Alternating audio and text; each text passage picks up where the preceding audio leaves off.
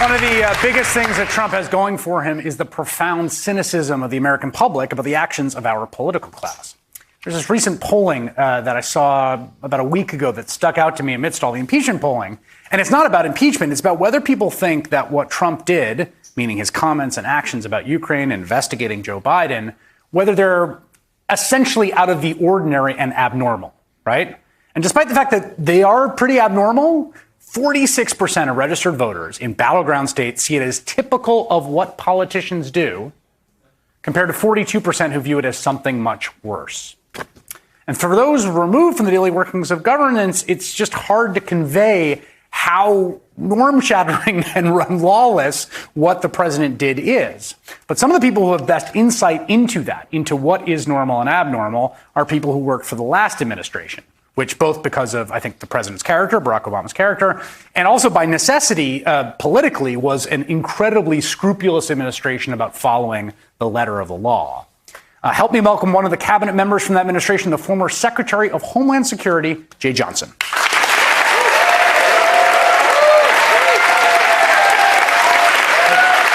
How are you? Have a seat.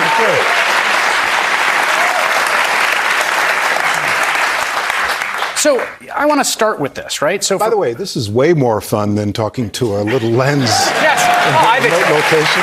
This is great. I like human beings. Right. Yes. What do I? Yeah. So let's start with this idea. That polling number really jumped out at me because I do think it's the case that people have a lot of cynicism. They think there's a lot of corruption and self-dealing in government, and they're not necessarily wrong about that. Right. But as someone who was there, who was the general counsel for the Department of Defense, who was at the Department of Homeland Security, like, what is your response to people who say this is normal? Well, you're right. It didn't start with the Trump administration. There's been a long-term trend line of a loss of confidence in our leaders dating back to the Vietnam Watergate era. Yeah. The Obama administration was, for 8 years, absent of any whiff of scandal. And that I have to say, that started with Barack Obama himself.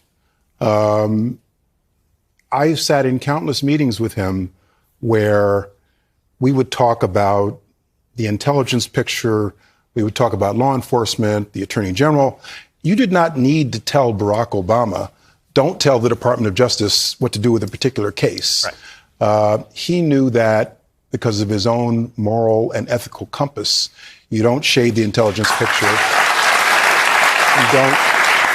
You don't interfere with the federal criminal justice system, and that trickled down. It was also, and we had people like Cass Sunstein, right? I should say in the administration who just themselves knew what public service meant and what the obligations of public service meant. It was also my wife worked in the White House and White House counsel's office, so I have a sort of perspective on this. It was also a very lawyerly place. Yes. Like there's a lot of lawyers, and there's a lot of lawyers who take the law very seriously. There were lawyers who were not supposed to be lawyers. Right. The president was a lawyer, the vice president was a lawyer, the secretary of the state, secretary of defense.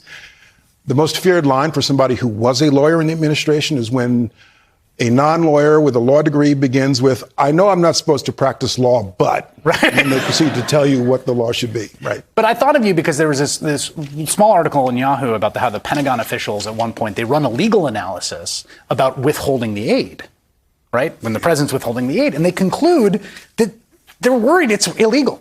Like this has been appropriated by Congress. We have to spend it in this quarter. Yes. And you were the general counsel for DOD. Like, what would you have done if you run this legal analysis and it comes back, you have to spend this money?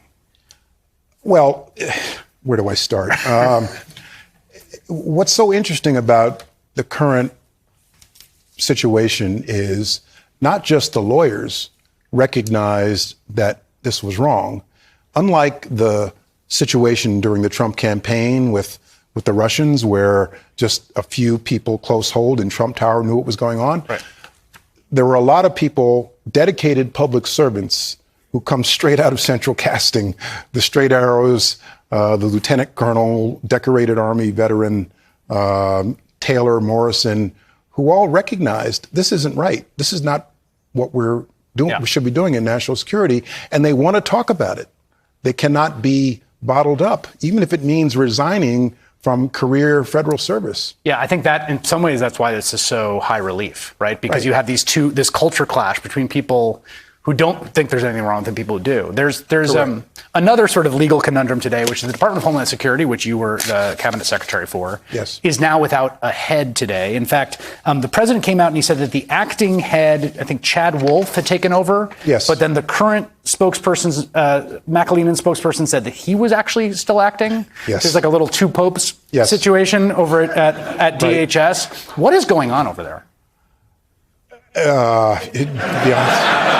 So the president's looking for his 5th Homeland Security secretary. Technically, he's looking for his 6th.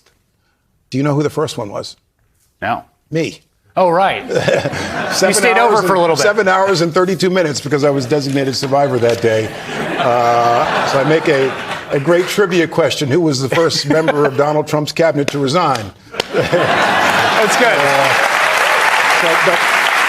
But I got to be serious here, and I wrote an op-ed about this last week.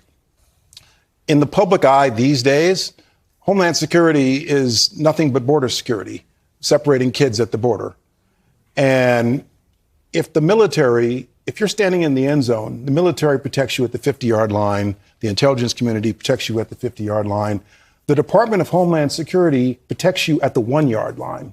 Land, sea, and air, aviation security, maritime security, port security, border security, cyberspace. And it is a vitally important department to protect all of you. And it is rudderless right now. There is no leader. And I know from personal experience how important it is to have a cabinet level person who has eyes and ears on all the different ways bad things or bad people can get into this country. You just mentioned immigration, which of course has been sort of the focus of all the DHS. And I wanted to ask you about this. There was this viral image at one point of children behind chain link fences in immigration detention that was sent around, and people were saying, look at what Donald Trump's doing. And it turned out to be from 2015, from the Obama administration when you were at DHS. Yeah. And I wonder, as you watch this and you think about family detention, which you guys tried at one point, the conditions under which you held people, if you have regrets, if you think there are things we did when we were dealing with lots of kids showing up at the border that I wish we hadn't.